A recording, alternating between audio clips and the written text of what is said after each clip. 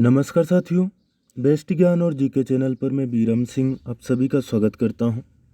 रोज की तरह आज के इस वीडियो में हम देखेंगे मध्य प्रदेश की अब तक की दिन भर की बड़ी खबरों का सारांश। वीडियो में दी गई जानकारी आपको उपयोगी लगे तो प्लीज़ लाइक ज़रूर कर दीजिए और चैनल को सब्सक्राइब न किया हो तो सब्सक्राइब जरूर कर लीजिएगा। उज्जैन कलेक्टर श्री आशीष सिंह के निर्देश पर प्रशासन के द्वारा 2 जगहों पर बड़ी कार्रवाई की गई है। प्रशासनिक टीम ने धारा 144 के उल्लंघन करने पर नानाखेड़ा स्थित राजनंदिनी बार को सील कर दिया है। बार में ग्राहकों को खाद्य सामग्री और शराब परोसी जा रही थी। इसी तरह एक और बड़ी कार्रवाई करते हुए नानाखेड़ा में एक देसी कलाली पर स्थित अहाते पर जुर्माना भी लगाया गया है।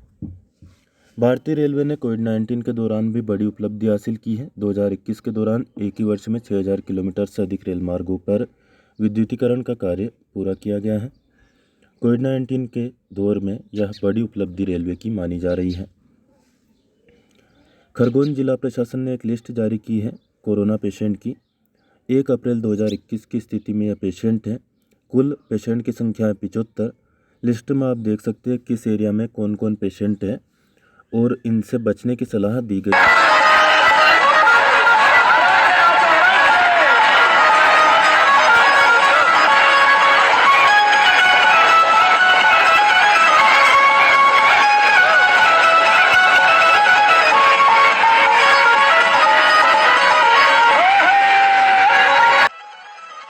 ये जो तस्वीर है आपने देखी, ये है इंदौर के राजवाड़ा की। बीच वाली तस्वीर है इस साल की, जबकि बगल वाली तस्वीर है पिछले साल की। रंग पंचमी पर इतना उल्लास गेर में देखा गया था।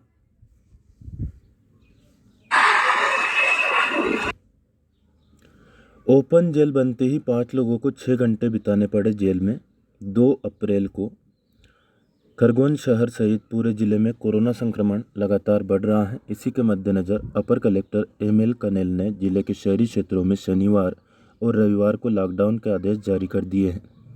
इसके अलावा जिला स्तरीय संकट प्रबंधन समूह की बैठक में भी निर्णय लिया गया था कि बिना मास्क के शहर में घूमने वालों पर कड़ी कार्रवाई के लिए अस्थायी जेल बनाई जाए।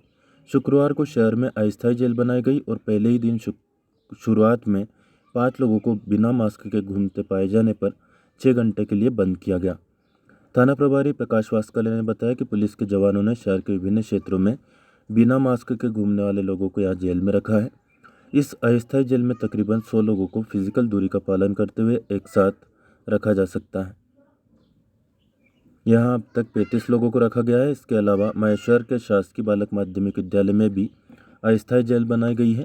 यहाँ अस्थायी जेल के रूप में 3 कमरे बनाए गए हैं जहाँ 50 लोगों को रखा जा सकता है।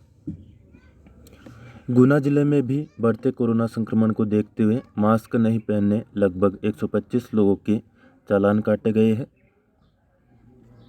साथ ही 35 लोगों को अस्थायी जेल में रखा गया, जिन्हें 3 बजे के बाद इस समझाइश के साथ छोड़ा गया कि अब वह मास्क लगाकर ही घर से बाहर निकलेंगे। इसकी उन्हें शपथ भी दिलाई गई है। हाल ही में स्कूल शिक्षा विभाग की तरफ से जारी किए गए आदेश में बताया गया है कि 1 अप्रैल से शिक्षक भर्ती परीक्षा पास करने वाले उम्मीदवारों के दस्तावेजों का सत्यापन कार्य शुरू हो जाएगा, जिसके बाद यह प्रक्रिया शुरू भी हो गई है। क्या टीकाकरण के पंजीकरण के लिए कोई मोबाइल ऐप इंस्टॉल करना होगा? तो इसका उत्तर ये है कि भारत में टीकाकरण के लिए कोई भी आधिकारिक मोबाइल ऐप मौजूद नहीं है। आप www.cowin.gov.in की मदद से कोविन पोर्टल पर लॉगिन कर सकते हैं। आप टीकाकरण के लिए आरोग्य सेतु ऐप की मदद से भी पंजीकरण कर सकते हैं। गौरतलब है कि प्रदेश में शिक्षक पात्रता परीक्षा वर्ग 1 के लिए 12,000 शिक्षक, जबकि शिक्षक पात्रता परीक्षा वर्ग 2 के लिए 7,000 शिक्षकों की नियुक्ति की जानी है। हाल ही में पेश किए गए बजट में शिवराज सरकार द्वारा 24,200 पदों पर शिक्षक भर्ती का ऐलान किया गया है, लेकिन फिलहाल लोक शिक्षण संचालनालय के द्वारा केवल 20,670 पदों पर भर्ती प्रक्रिया ही शुरू की गई है। हमें कोविड-19 से खुद को बचाने के लिए क्या करना है? बहुत ही आसान उपाय है। मास्क पहनना है, एक दूसरे से उचित दूरी बनाकर रखना है और अपने हाथों को नियमित रूप से साबुन और पानी से धोते रहना है। लापरवाही बिल्कुल नहीं बरतनी है। सचिन तेंदुलकर को भी कोरोना हो चुका है।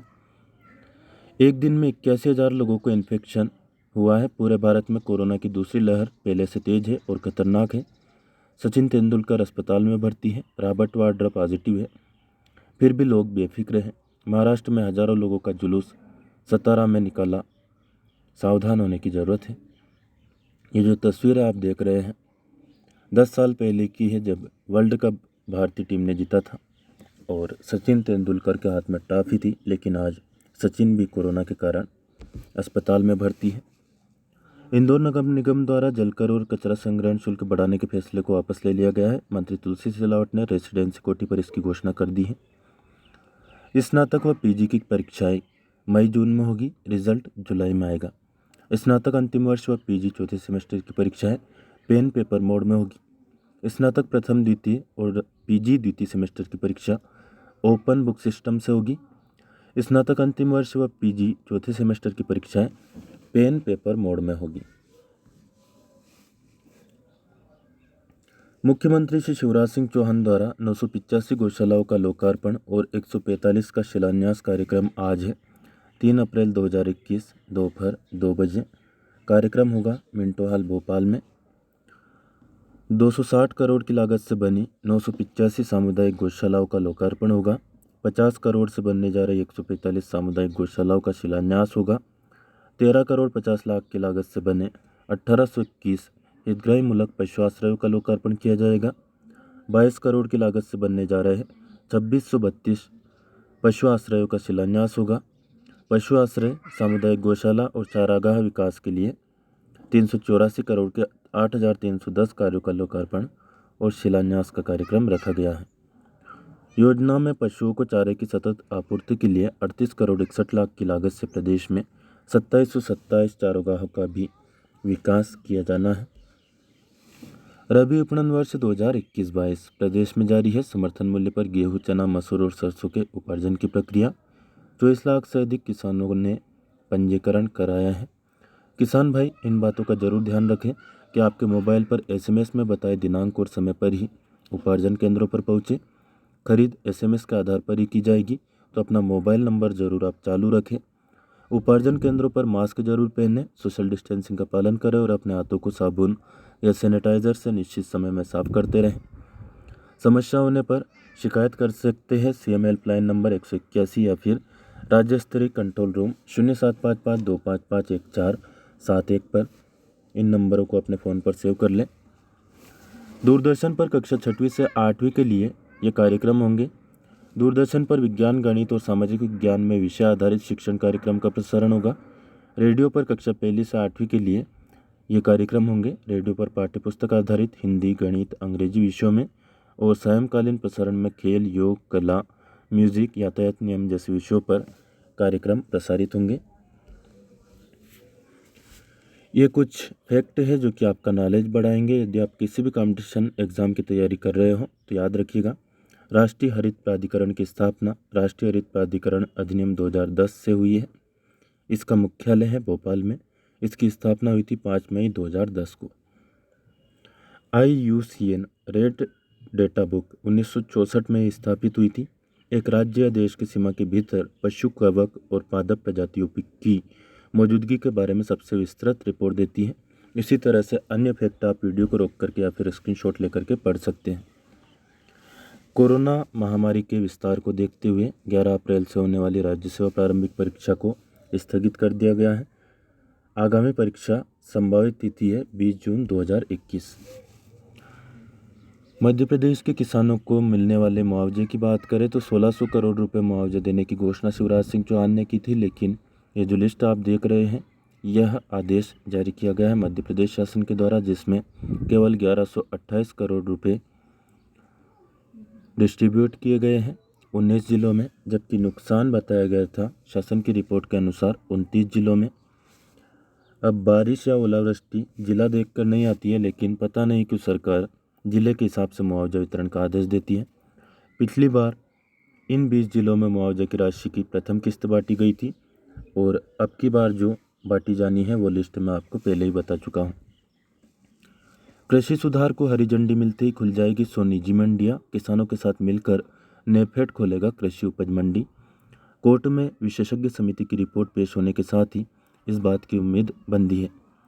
कृषि सुधार को कोर्ट की हरी झंडी मिलते ही किसानों के साथ मिलकर नेफेड देश के विभिन्न हिस्सों में कृषि उपज मंडियां खोलेगा। पहले चरण में आधा दर्जन मंडियां पहले ही खुल चुकी है, जबकि 100 अन्य मंडियों के खोले जाने का प्रस्ताव तैयार है। सुप्रीम कोर्ट की गठित विशेषज्ञ समिति की रिपोर्ट पेश होने के बाद कोर्ट की अगली सुनवाई का बेसब्री से इंतजार है।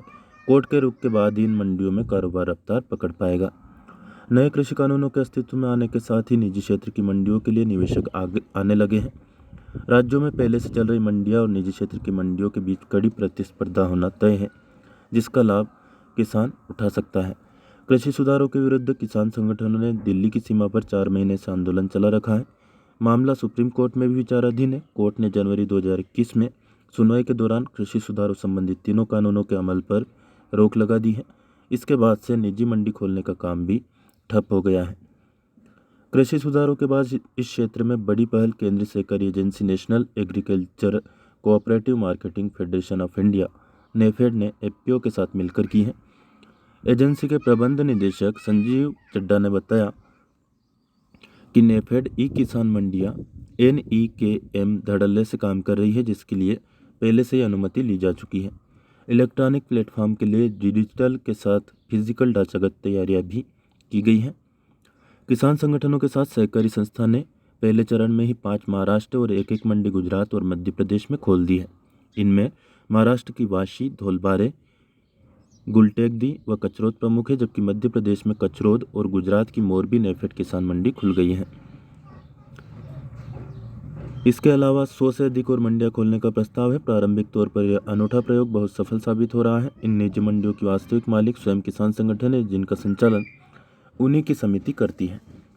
कृषि सुधार के कानूनों के अमल पर लगी रोक के चलते नेफेड किसान मंडी के खोलने के प्रस्ताव अधर में है। विशेषज्ञ समिति की रिपोर्ट 19 मार्च को कोर्ट में दाखिल हो चुकी है, जिससे कृषि सुधार की उम्मीद को बल मिला है। नेफेड किसान मंडियों में न आड़तिया का गैरवाजिब हस्तक्षेप होगा और न ही मंडी समिति की तर्ज पर अनावश्यक प्रतिबंध। किसानों और उपभोक्ताओं के बीच के बिचौलियों को कम करने में मदद मिलेगी। इस तरह की मंडियों की पूरे देश में स्थापना करने की योजना है। एग्रीकल्चर इंफ्रास्ट्रक्चर फंड से इसके लिए 3% की रियायती दर पर वित्तीय मदद मुहैया कराई जाएगी। इन मंडियों में हर तरह की जिन्स की ढुलाई और भंडारण की पूरी सुविधा रहेगी। कृषि उत्पादों की बिक्री के लिए फिजिकल और डिजिटल प्लेटफॉर्म उपलब्ध रहेंगे। सरकार के इस पहल का किसानों को फायदा होगा। लंबे समय से इसका इंतजार भी किया जा रहा है। विशेषज्ञों का मानना है कि इसके लागू होते ही असर नज़र आने लगेगा। तो वास्तव में असर तो तभी दिखेगा जब वास्तव में ये पहल लागू होती है, और तभी पता चलेगा कि किसानों को कितना फ़ायदा होता है और कितना नुकसान होता है। श्रीनगर में जो आतंकवादी हमला हुआ था, 24 घंटे में ही लिया है शहादत का बदला। पुलवामा में तीनों आतंकवादियों को ढेर कर दिया गया है। श्रीनगर में भाजपा नेता के घर हमला करने के बाद पुलवामा में आकर छिप गए थे दहशतगर्द। आतंकियों ने जान बचाने को 5 ग्रामीणों को बंधक बना लिया था। सुरक्षा बलों ने हालांकि ग्रामीणों को मुक्त करा लिया है। आतंकियों का शरणदाता भी गिरफ्तार कर लिया गया है। श्रीनगर हमले में इस्तेमाल कार और लोटी राइफल भी बरामद हो गई है। मशीनों के कारण 10 में से 6 लोग होंगे बेरोजगार। वर्ल्ड इकोनॉमिक फोरम की एक रिपोर्ट के अनुसार 2025 तक विश्व में 10 में से 6 लोग मशीनों के उपयोग के कारण बेरोजगार हो जाएंगे। अगले 5 सालों में मशीनों और इंसानों के काम करने का समय लगभग बराबर हो जाएगा। यह रिपोर्ट 19 देशों के 32,000 कामगारों पर सर्वे के बाद तैयार की गई है। इन कामगारों से बात करने में 56% खुद इस बात को स्वीकार करते हैं कि अगले 5 साल में उनमें से कुछ ही लोग लंबे समय तक रोजगार प्राप्त कर सकेंगे। 60% लोगों का कहना है कि सरकार को इस पर कुछ करना चाहिए। इनमें से 77% कामगार समय के अनुसार अपनी योग्यता को बढ़ाने के लिए भी तैयार हैं। खेत तालाब के लिए पंचायतों में आवेदन लिए जा रहे हैं। विस्तार से जानकारी वीडियो को रोक करके या फिर स्क्रीनशॉट लेकर के आप देख सकते हैं। पहले भी मैं जानकारी बता चुका हूँ, इसलिए विस्तार से इन खबरों पर नहीं जाएंगे। राजगढ़ जिले के 3,33,137 किसानों को फसल बीमा के रूप में 703,44,70,000 रुपये की राशि स्वीकृत हुई है, लेकिन अभी तक मिल नहीं पाई है। जानकारी आप वीडियो को रोक करके या स्क्रीनशॉट लेकर के देख सकते हैं। विभिन्न फसलों का न्यूनतम समर्थन मूल्य आपके सामने है, देख सकते हैं। डेली न्यूज़, करंट अफेयर्स, सरकारी योजना और नौकरी की जानकारी के लिए इस चैनल को आपने अभी तक सब्सक्राइब न किया हो तो सब्सक्राइब जरूर कर लीजिए। सब्सक्राइब ऑलरेडी कर चुके हो तो बेल आइकन यानी कि घंटी का बटन जरूर प्रेस कर दे, ताकि आपको नोटिफिकेशन मिलना स्टार्ट हो जाएगा। चैनल को सब्सक्राइब करना बिल्कुल ना भूलें। तो लाइक शेयर और सब्सक्राइब जरूर करें। जो भी आपसे दोस्त जुड़े हो फेसबुक, व्हाट्सएप या टेलीग्राम ग्रुप के जरिए, उनको जरूर शेयर करें। कोई सुझाव या प्रश्न आपका हो तो कमेंट करके पूछ सकते हैं, आप बता सकते हैं। फिलहाल इस वीडियो में इतना ही। धन्यवाद। जय जवान, जय किसान, जय हिंद, जय भारत।